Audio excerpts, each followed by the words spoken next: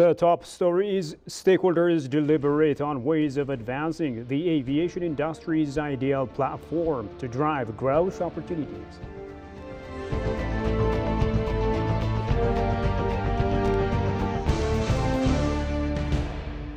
And Ukraine said in difficult situation as Russian troops claim for more villages.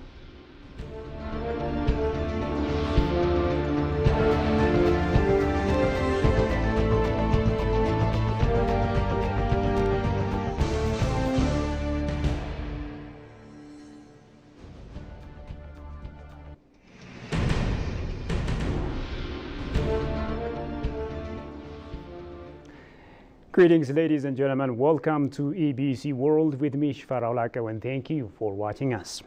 Now, Prime Minister Abiy Ahmed today presided over a meeting with other senior federal government officials to review the progress of three pivotal projects in Gondar City, Amhara State. On May 12, the Prime Minister, along with federal officials and regional chief administrators, officially opened the newly constructed bridge at the Abay River in Bahar Dar City. Throughout his weekend visit to the region, PM Abiy inspected the advancement of significant projects in the area. Following the review of the progress on the Magaj Dam, improvement of Gondar City's water supply, and the Azazo to Gondar 11 kilometers road, the Prime Minister disclosed via social media posts that he had instructed adjustments in project management to expedite their completion in the forthcoming months.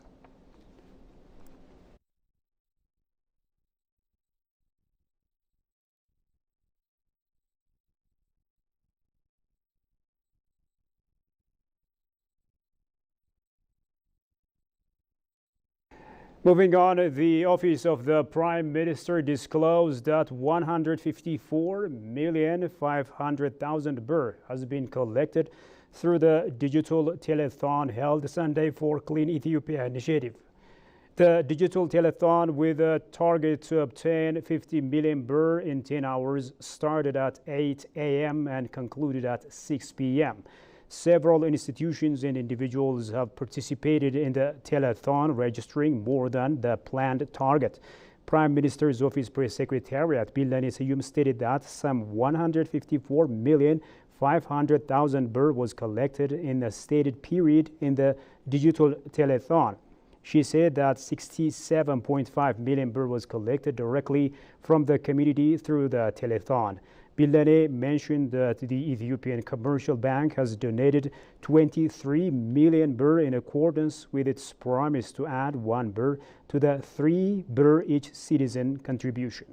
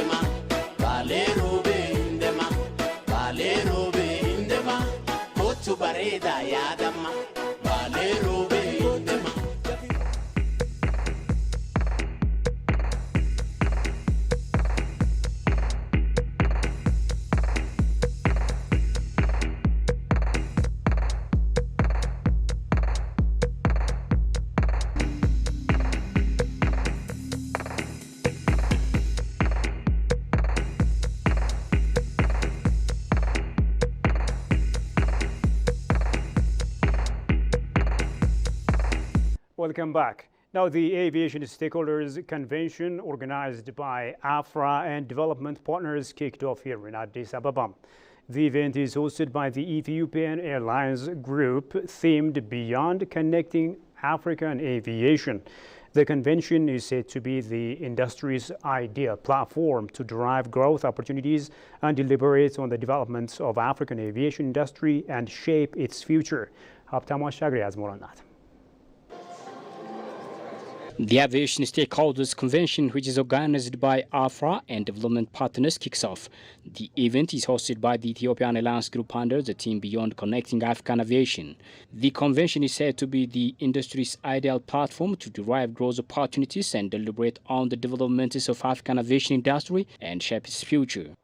Speaking on the occasion, Ethiopian Alliance Group CEO Mesfin Tasso mentioned the challenges of the aviation sector, such as peace and security, airline shortage, hard currencies, access to MRO services. He also underlined the need to work on the air transport to strengthen cooperation under intra-Africa trade. All stakeholders are required to work in cooperation to address the challenges that are holding the industry from growing and contributing to share towards the development of the continent. Abdurrahman Bez, Secretary General of African Airlines Association, looked into the convention's aim at intra-African connectivity, environmental sustainability, among others. He urges that airlines in Africa need to work to make the air transport affordable to all passengers. Only 10% of African citizens can afford air transport, meaning there is considerable room for growth. In addition to the policies at the political level, airlines must enhance cooperation through interline, cost sharing, and partnership, and reduce their cost of operation to make air transport affordable for more Africans. Minister of Transport and Logistics Alam Musime for his part underscored Ethiopia's effort in recognizing the aviation sector as a key driver of change to an economic development. The minister also emphasized the need to address challenges in a collaborative effort within African nations.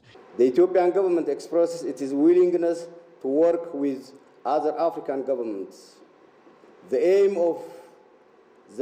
is to address the specific challenges faced by African islands, in particular by fostering cooperation and undertaking joint initiatives. The Ethiopian government seeks to facilitate policy changes, promote infrastructure development, enhance training capacities, and support human resource development in the African aviation sector. The four-day convention will host the inaugural of African Aviation Safety and Operations Summit under the theme Championing African Aviation Safety Together.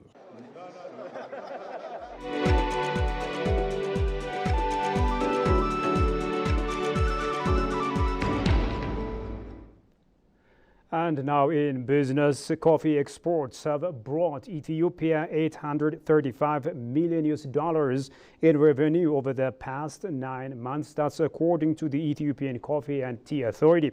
The authority also indicated that the country exported 174,596 tons of coffee to the international market over the first 9 months of the current Ethiopian fiscal year. Jerusalem Batsi has more on that. Ethiopia is the world's fifth largest producer of coffee and Africa's top producer with 496,200 tons in 2022. Over 4 million small-scale farmers produce coffee. Half of the coffee is consumed by Ethiopians, and the country leads the continent in domestic consumption. Saudi Arabia, South Korea, the United States, Germany, and Japan are the major destinations of Ethiopia's coffee exports over the years. Regarded as the origin of Arabica coffee, Ethiopia is one of Africa's largest producers and exporters of coffee. According to the Ethiopian Coffee and Tea Authority, Ethiopian coffee exports have brought $835 million in revenue over the past 9 months. The country exported 174,596 tons of coffee to the international market during the first 9 months of the current Ethiopian 2023 and 2024 fiscal year that started on July 8, the Ethiopian Coffee and Tea Authority said. In addition to the traditional Ethiopian coffee importing countries, the Ethiopian government has been able to create new markets in recent years, state-run Ethiopian press agency quoted Shafi Omer, Ethiopian Coffee and Tea Authority Deputy Director General, said. Data from Ethiopian Coffee and Tea Authority show that China, the United Arab Emirates, and Sudan are among the countries that are becoming top destinations of Ethiopian coffee. Coffee production is dubbed as the backbone of the country's agriculture-led economy. Widely recognized for its rich coffee quality and flavor ranging from winey to fruity and chocolatey, the country's coffee is in great demand across the globe.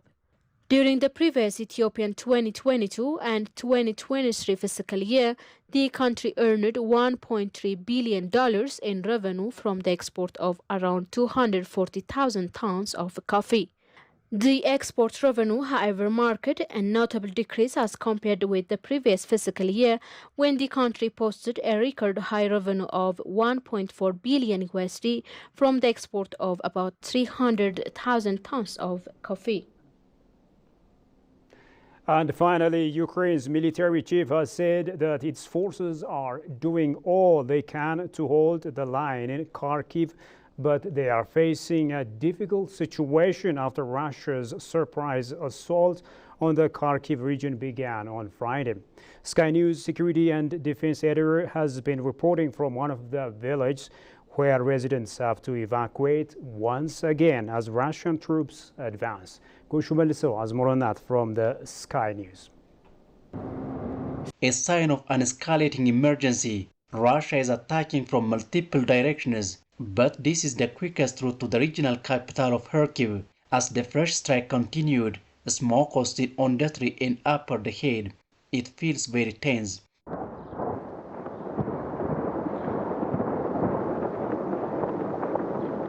The battle is getting closer. Russian troops are only about 10 miles from this village. It is almost completely deserted. Residents appear to have fled in a hurry. We are scared, but what can we do? This resident is the only person left in this apartment block. So far, I'm not planning to leave, but if the situation deteriorates, then I will go. The village of Riskitishki was battered by Russian strikes in the first month of the war. But families like this couple ventured back after it was liberated by the Ukrainians. Now they are fleeing again. We were here yesterday and the sounds were far away. Today it's closer, much closer. They are pushing us out of our homes. Damn those so-called liberators. We don't want to leave. It's our home.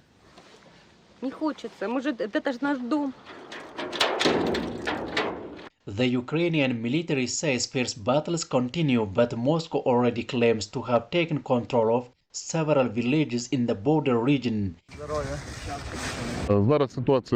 The situation is extremely difficult because the enemy has been conducting mass shelling of the town, terrorizing the civilian population, destroying the town.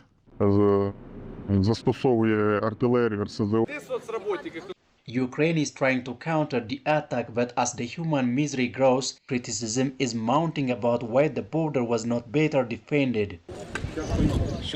Our forces must achieve maximum results to destroy our enemy everywhere. Today, there were reports from our Commander-in-Chief, Alexander Syrsky. We are strengthening our positions, especially